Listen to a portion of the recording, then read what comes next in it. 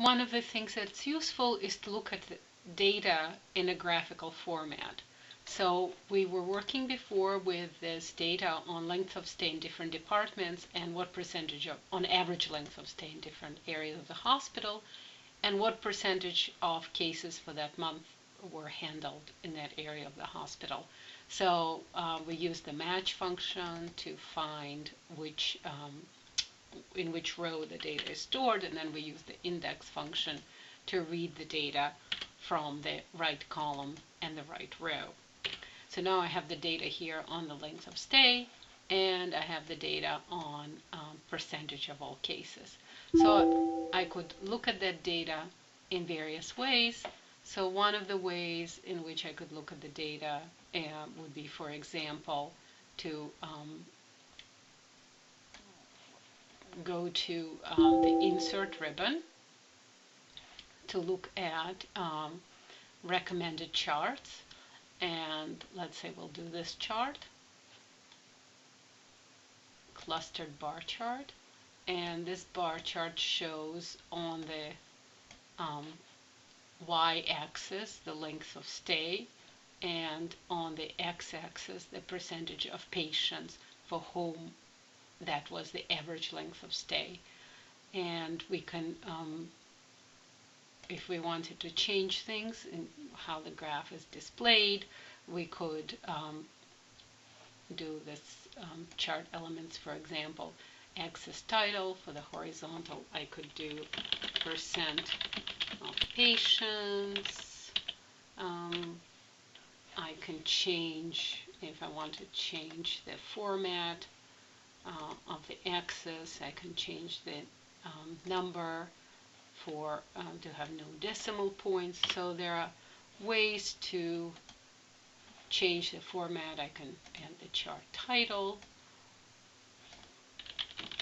average length of stay. I can add another chart element. In different versions of Excel, this how you design or add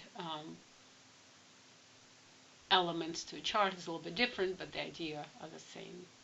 So I can add the axis title, average length of stay in days. So that's the idea. One of the charts, so that's a clustered bar chart. Another chart that I want to show you is a chart that we will be using in Healthcare Masters of Management class. It's a different kind of chart, and it's called inverse cumulative distribution chart. So in order to use that chart, I'm going to resort the data again, and I will resort it. So right now I have the longest average length of stay at the top. I could do it using that, but I want to have the shortest length of stay. So let me select the whole area. I go to data, I go to sort. I'm going to sort on column K, and I'm going to sort from smallest to largest. Now here I have percentage of all cases in the month. I'm going to add that I want to have cumulative percentage cases, and let me change the format also, just so it's okay, cumulative percentage, and again it's in month X.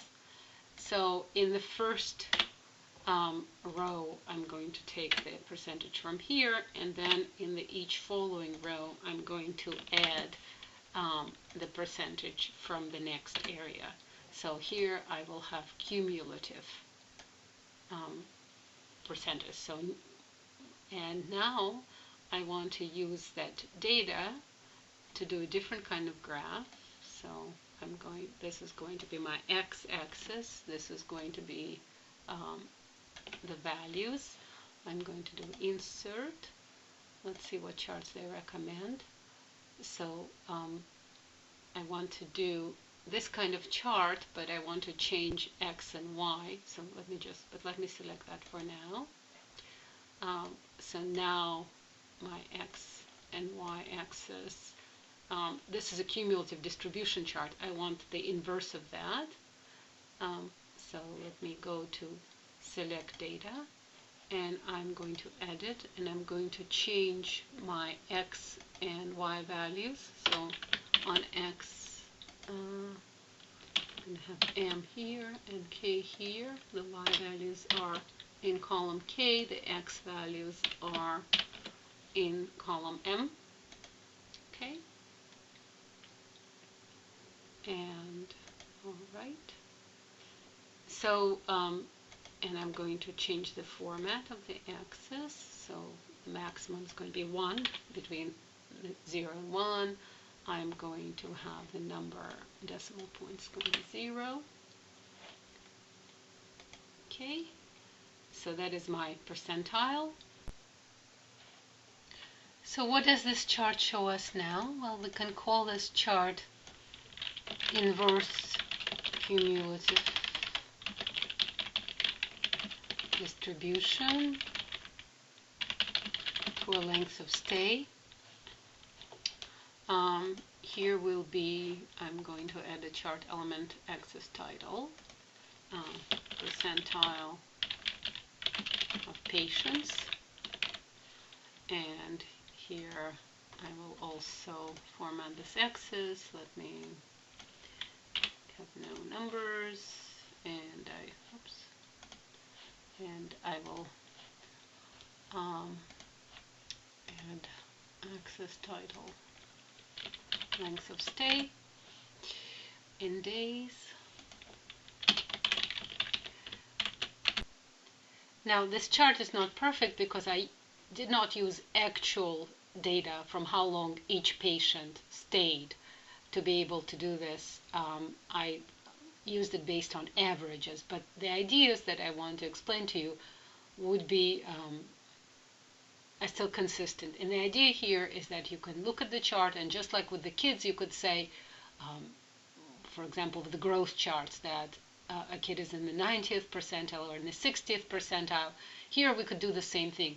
We could say that 60% of the patients stay less than 7 days, and 80% of the patients stay less than 8 days, and 25% of the patients stay less than 3 days, and so on.